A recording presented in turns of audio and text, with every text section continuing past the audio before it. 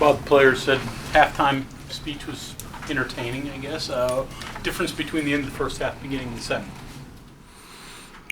Well, I'm surprised they found it entertaining.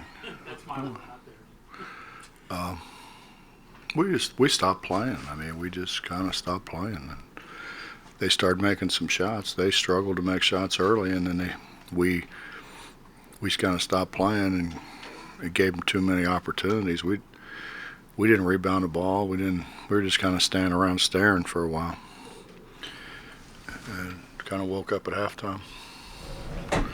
Do you think that's because they got a pretty good lead, they kind of fell asleep, or Missouri doesn't have a great record, were they not taking it seriously, or? You probably better served to ask them, because I could, I could only make a guess. I've kind of talked all week to them about, I go in I go in a theater room, and they've got on the blackboard, to win a conference, win the national championship, and I'm like, you guys got to string it together. You got to string wins together. You can't have a big win and then come back and not play the next game, which we did. We didn't play the Kansas State game. We didn't play the St. John's game. So you're not gonna achieve those goals that you set. I didn't set those. You guys did. You're not going to achieve those if you continue to let down and not play as hard as you can play. I mean, I think we haven't shot the ball very well at all for what I thought we would be capable of. And when you don't do that, I was sitting on a bench. I told Josh Eilert, I said, the crazy thing about this game is the ball always finds the bad player. Always finds a bad player. Always finds a bad defender. And we're sitting there watching, and by God, it does. It finds the bad guy. It's a pretty simple formula, if you want to play more, play better. That's it on your balancing your expectations for shooting. Did you think this team had the ability to be this good in the half-court defense at this point in the year? Yeah, I did. I mean, when you've got guys like Oscar and Derek's got such great feet for a 6'10" guy, and I knew what Deuce could do. Jermaine gives us a lot of length at a guard position. I thought we could be pretty good. Well, Coach Martin had pretty high praise for Oscar and Derek. What do you think of their performance this evening? Are we adding free throw shooting in it? He didn't get into that, but go right ahead. Okay, because I was going to say they were. No, I can't say it. I thought they were average. I mean, I didn't think they were. You kind of become accustomed to when they're playing high-low to giving the ball to each other and the guy going away from pressure like you're supposed to and banking in shots. We missed more one-footers today than we have for a long time. They were one-footers though. And there was some contact and stuff and all that, but I mean, you're going to get that. I mean, we're going to get more contact than that as we go along. They were average at best, I thought, for them. And they're, we've set their standards a little higher. Coach, not necessarily just talking about points here, but are you getting things out of Jermaine now that maybe a couple weeks ago, a few games ago, weren't there? Yeah, we're trying to put people in a mismatch situation with him more.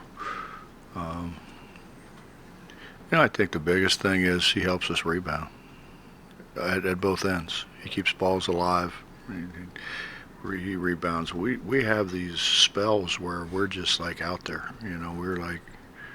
We're not really playing. We're not really concentrating, and that's when it's great to have a 6'7" guard.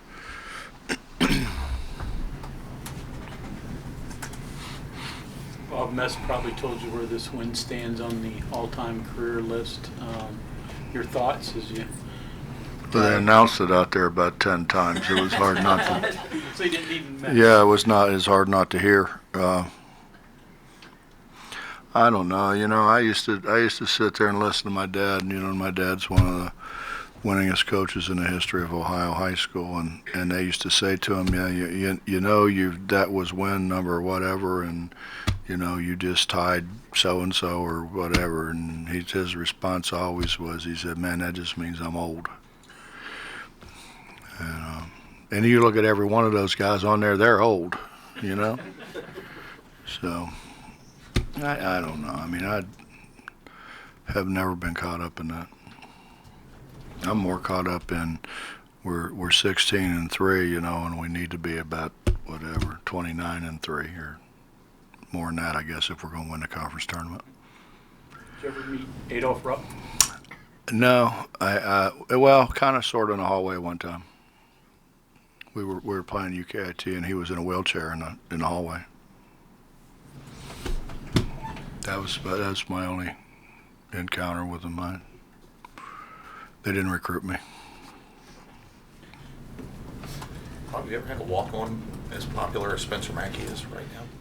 All walk-ons are popular. That's all those students out there sitting in it. That's their dream.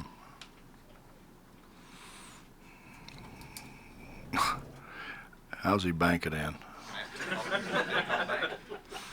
Yeah, and the other one almost went in. See, but the guys are getting used to it. They didn't carry him off this time, did they? They didn't, did they? No, so they're getting used to him. Pretty soon it won't be that big a deal. You discussed Derek and Oscar defending on the perimeter. Gabe and Jermaine talked about it a little bit. Even when they don't get steals, are they changing available passing angles, making the ball go different places? What's their impact been? They are when they're active. We've had a lot of instances where they weren't very active. When they're active, they do. They're long. Both of those guys are long. You're taking vision away. So you know, guys maybe get beat, but they can't get the ball to them because they can't really see them. In that 21-0 run, you had 2 missed one-on-ones that ended up being 3-pointers off offensive rebounds. How good is this team getting at sort of making up for weaknesses with plays like that? That wasn't our bigs who got it, I don't think. Jermaine got it once, I know of.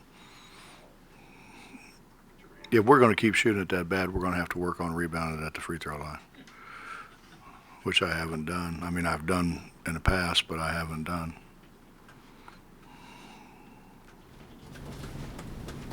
Anything else? Does it say anything, I mean, about 17 minutes left in the game, they got their 8th basket, and there were about 8 different guys. I don't ever remember seeing that to begin with. What does that say to you? Well, ironically, I said to him at halftime, you know, we recruited some guys that are supposed to make shots, and they're not making shots.